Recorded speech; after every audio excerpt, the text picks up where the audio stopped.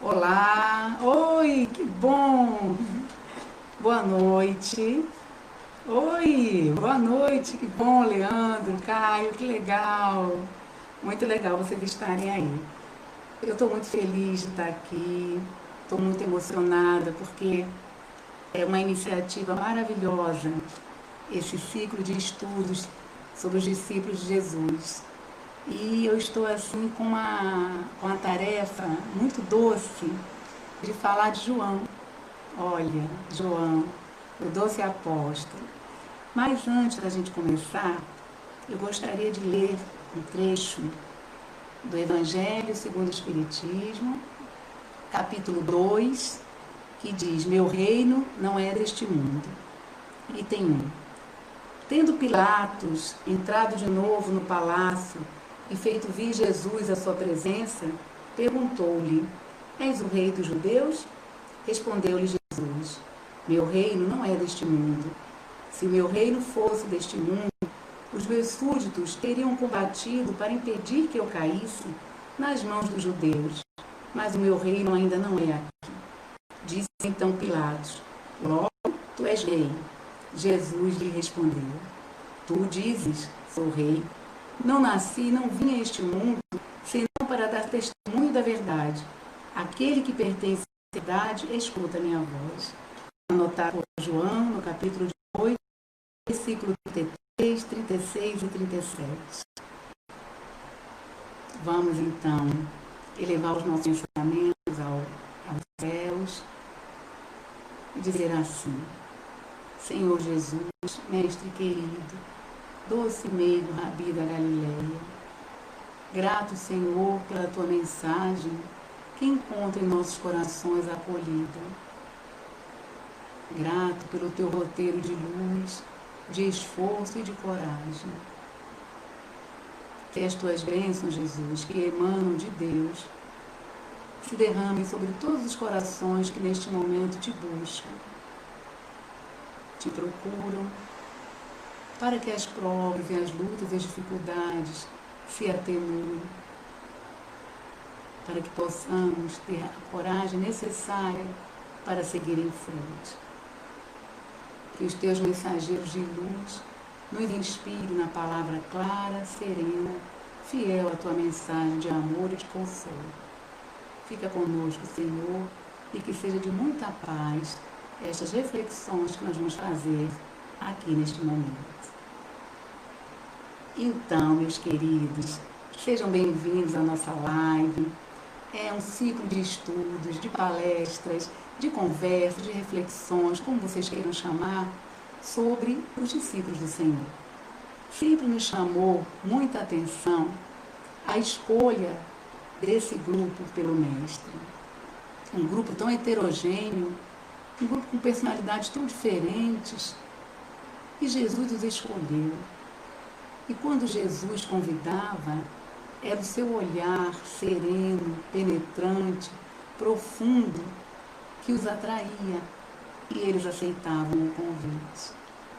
Quando Jesus buscou o seu grupo, o seu colegiado, para espalhar a boa nova de amor, a mensagem de que Deus é Pai, de que a vida continua, ele não procurou pessoas perfeitas, resolvidas, tranquilas, amenas, com um pensamento bem assim, equilibrado, sem conflitos. Não.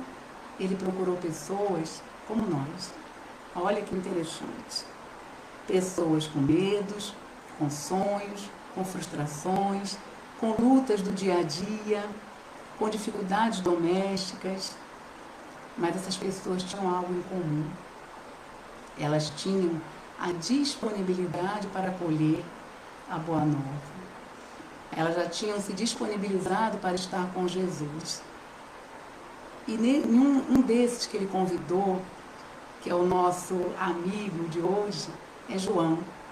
João, filho de Salomé, Zebedeu, era um jovem, quase adolescente, quando foi convidado pelo Mestre, juntamente com seu irmão Tiago, para compor o grupo dos apóstolos. João nos remete à doçura. Quando eu estava conversando com Rosália sobre os apóstolos, qual apóstolo iria conversar, eu pensei nas características de cada um, que sempre me chamou a atenção. E João sempre me chamou a atenção pela doçura. Tão jovem, poderia ter feito tantas escolhas, poderia ter seguido tantos caminhos, mas a maturidade espiritual de João fez com que ele escolhesse acompanhar Jesus. E ele realmente acompanhou Jesus em todos os momentos. Esteve com Jesus quando Jesus fez a sua meditação lá no Monte Tabor, mesmo que o cansaço físico tenha feito adormecer. Esteve com Jesus no Monte das Oliveiras, mas chama-nos a atenção para a doçura desse jovem apóstolo, a presença dele junto a Maria, quando Jesus estava naquela cruz infame.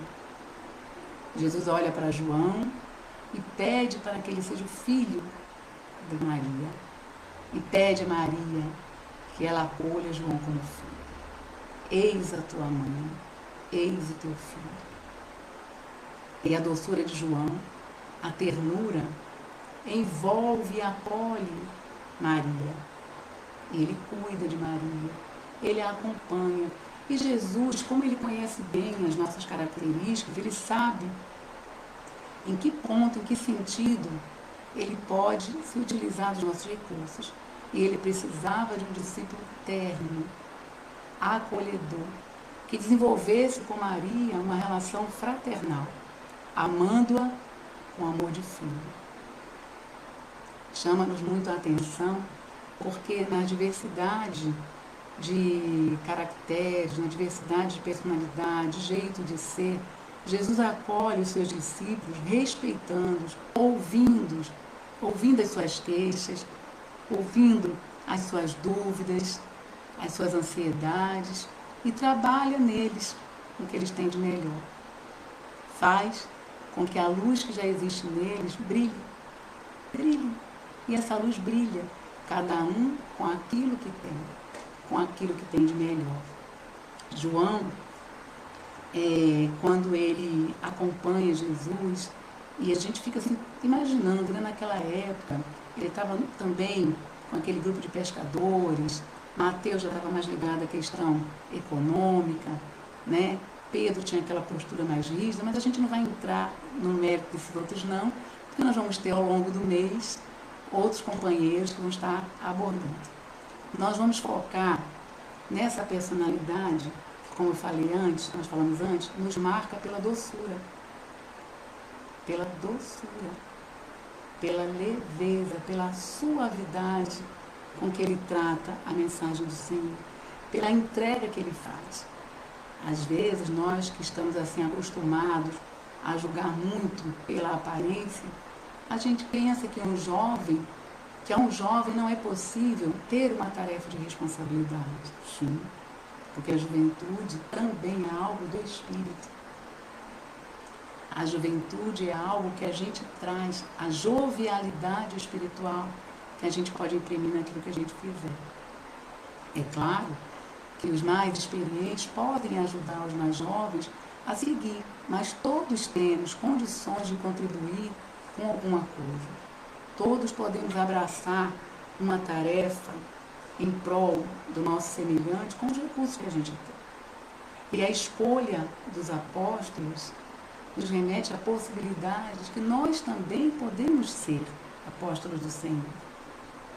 Como nós falamos no início, não era um grupo homogêneo de santos, um grupo composto de homens, de pessoas com emoções, pessoas com capacidades, pessoas com recursos e com um elo em comum, a disponibilidade. A disponibilidade está. Falar de João é falar do amor, porque ele é citado como discípulo muito amado, aquele que Jesus percebia um manancial de amor para oferecer. E quando a gente vai avançando, a gente pensa em João, aquele jovem que começou muito jovenzinho ali abraçando, foi no crescimento, recebeu a tarefa, a singela tarefa de cuidar de Maria, e ele, pelo conhecimento que chega até a gente, ele é o único apóstolo que não é martirizado. Ele não morre pelo martírio da ignorância, das cruzes, das lanças, das feras. João morre de velhice, morte natural. E ele aproveita esse estágio de maturidade, quando ele já está exilado na ilha de Patmos, para escrever o que a gente conhece como o Apocalipse de João. A antevisão que João apresenta do caminhar que ele percebe que a humanidade está conduzindo.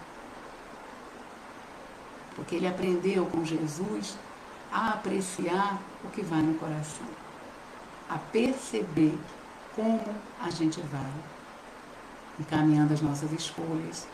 E aí não fica difícil perceber que caminho e que situação nós vamos chegar. Hoje, meus queridos, quando a gente reflete nesse amor que envolveu João, a gente se lembra da evolução dos sentimentos. A gente aprendeu no capítulo 11 do Evangelho, segundo o Espiritismo, que no início o homem tem instintos. Então a gente procura as cavernas, a gente procura se agregar para se proteger dos predadores, pela sobrevivência, é só uma questão de sobrevivência física. À medida em que o espírito vai se desenvolvendo, a gente já busca a companhia de outras pessoas para ter a sensação de prazer. A gente já percebe que é bom estar com o outro. Não é só para nos proteger do predador ou das intempéries, mas é bom estar com o outro. A gente evolui do instinto para as sensações. E das sensações, a gente vai caminhando, e a gente chega ao sentimento. E o ápice desse sentimento é o amor. O amor é o sentimento por excelência. Nós não vamos mais querer estar com os outros por necessidade, por mera sensação física. Nós vamos querer estar com os outros por um sentimento que vibra na nossa emoção e que faz com que a gente se preocupe em cuidar, em amparar. O amor é o sentimento por excelência. É esse amor que Jesus trouxe para que a gente crescesse espiritualmente. E é esse amor que faz o link, o elo de ligação entre personalidades tão diversas e faz com que eles cresçam e semeiem e ouçam. Já não são servos nem discípulos, são amigos. São amigos.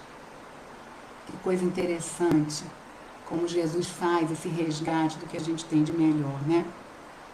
É muito interessante, porque quando a gente pensa, né, nos dias de hoje, essa situação que a gente está vivendo, em que muitos estão sendo atropelados pelo desespero, pela desesperança, pela falta de fé na humanidade.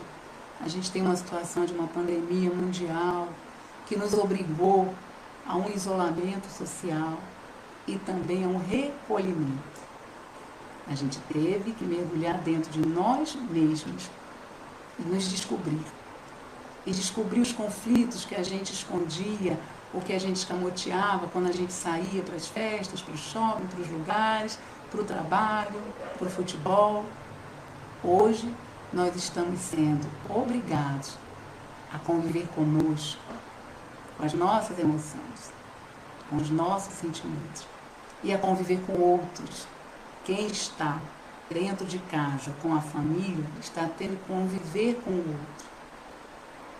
E a solução é a solidariedade. É perceber que, apesar do outro ter determinado comportamento, determinado pensamento, ele está comigo aqui. E eu posso abraçá-lo e compreendê-lo. Tem até uma brincadeira que a gente recebeu pelo WhatsApp que falava assim, tinha um moço que falava assim, olha, eu estou aqui conversando com a minha mulher e descobri, sabe que ela é uma pessoa legal? Até que ela é uma pessoa legal, olha que coisa interessante. A gente vai brincando e vai percebendo, porque a gente está nesse movimento de perceber o outro, de olhar e tem aparar as arestas, tem os conflitos, mas a gente descobre que ama essas pessoas, então a gente vai aparando as arestas a gente vai aparando esses conflitos e vai descobrindo como é bom que essas pessoas estejam conosco.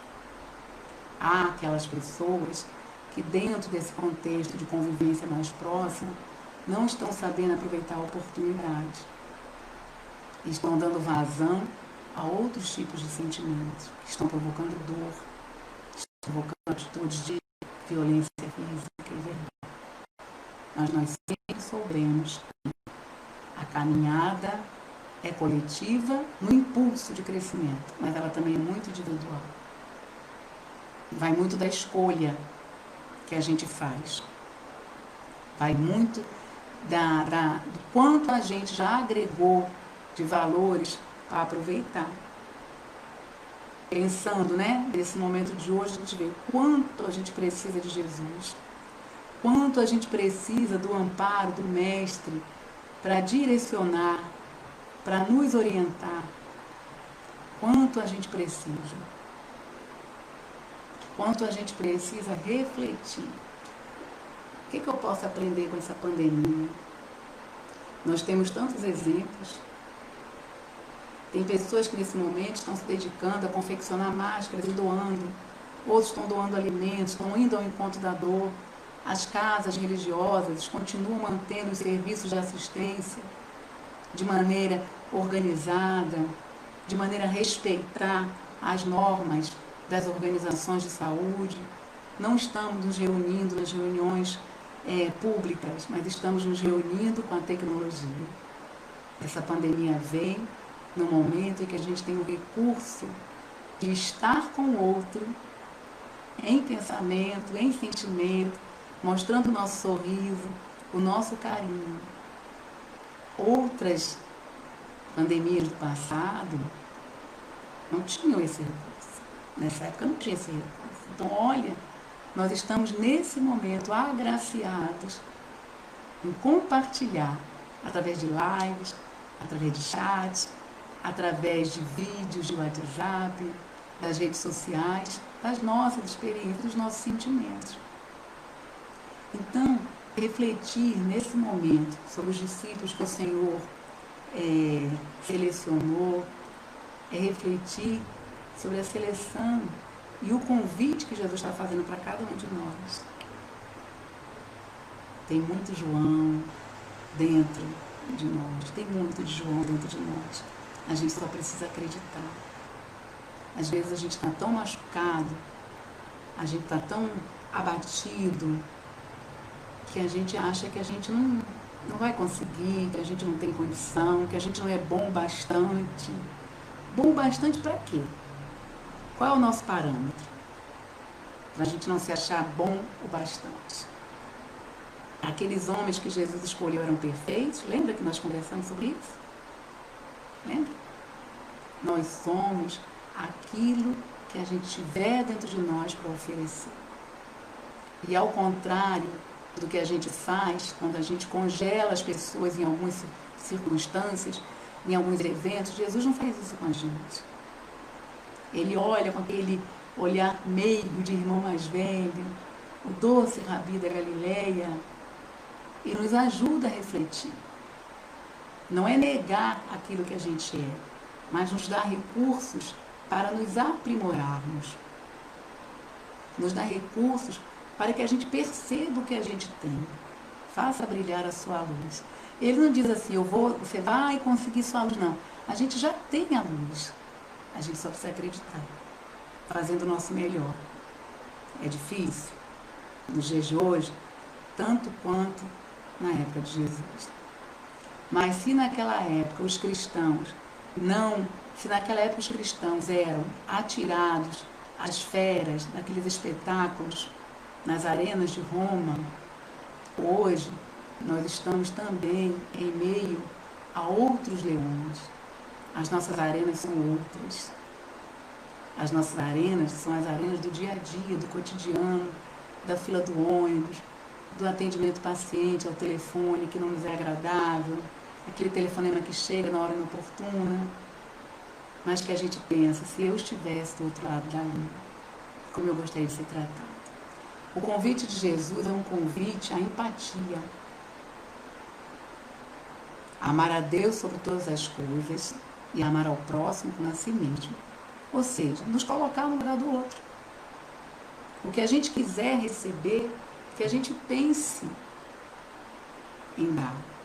Não é eu só vou dar aquilo que eu recebo. Não. Eu vou dar, eu vou oferecer aquilo que eu gostaria de receber. Como eu quero receber coisas boas, eu quero ser compreendido nos meus equívocos, nas minhas escolhas não muito felizes, eu também vou dar ao outro essa compreensão. Eu vou oferecer ao outro essa compreensão. Vocês estão me ouvindo bem? O áudio está bom? Vocês estão tão quietinhos? Estão me ouvindo bem? Hein? Então, nós vamos aqui observar o seguinte. Quando Jesus nos convida ao seu apostolado, ele faz um convite a pessoas comuns. Ele faz um convite a pessoas que ele sabe que tem a centelha divina no coração. Ele faz um convite que ele sabe que a gente é capaz de atender. E ele não nos pede perfeição. Então não nos cabe mais não participar de uma tarefa, qualquer que seja a tarefa do bem, porque a gente não se sente capaz de fazer tão bem quanto a outra pessoa. A gente pode não fazer tão bem quanto ela, naquilo que a gente acha, mas a gente pode dar o nosso melhor, sendo verdadeiro, sendo sincero, abraçando aquilo com ternura. Nós somos convidados a um exercício de fraternidade. Então, a gente fica assim pensando, como é bom ter essas inspirações, como é bom ter a inspiração de João, esse doce apóstolo, a nos convidar a viver o Evangelho com alegria, com coragem. Não é uma utopia viver o Evangelho, é um desafio. É um desafio. Mas não é uma utopia.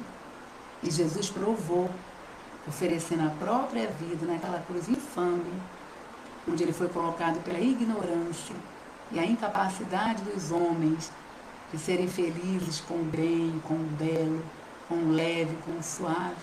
Ele provou que vale a pena. Vale a pena. E aí eu fico me lembrando de outros apóstolos que não estão no Evangelho, mas que a gente percebe na conduta da vida. Eu fico pensando em Martin Luther King, eu fico pensando em Gandhi, que nem era cristão, aqui na concepção religiosa que ele abraçou aqui, mas se a gente puder caracterizar um cristão, a gente não tem como não incluir Gandhi. Eu fico pensando nessas pessoas que defenderam a bandeira da paz, que defenderam a bandeira da fraternidade e foram alvos da violência, da ignorância, por que não dizer do medo do ser humano. Do medo. Que a gente tem medo das pessoas que são boas, que são firmes, que são empreendedoras. A gente tem medo porque a gente não consegue fazer, então a gente não fica incomodado porque elas fazem, então a gente fica procurando alguma coisinha, não deve ser isso tudo não.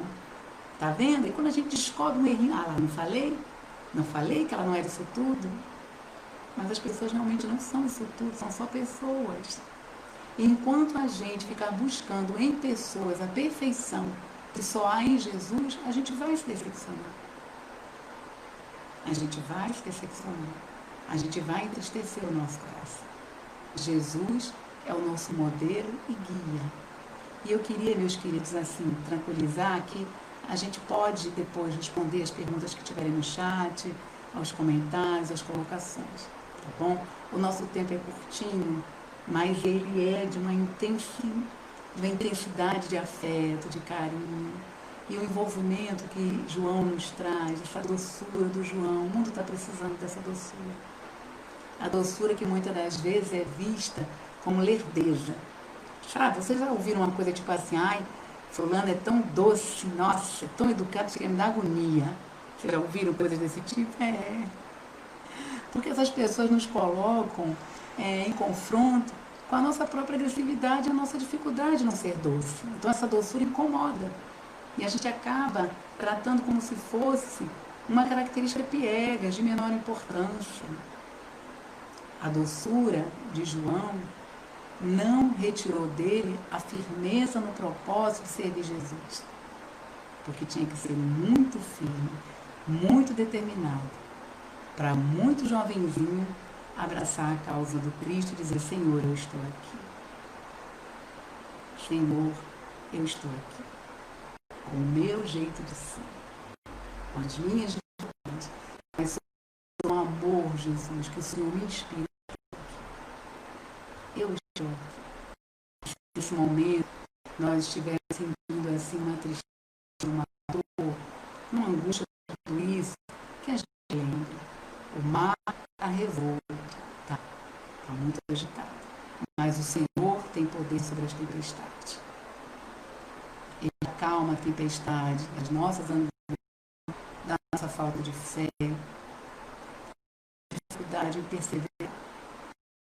E quando a gente olhar para trás e ver que a gente não fez tudo tão bem como a gente gostaria, que a gente se lembre. O amor, a multidão de pecados. O amor cobre a multidão de pecados.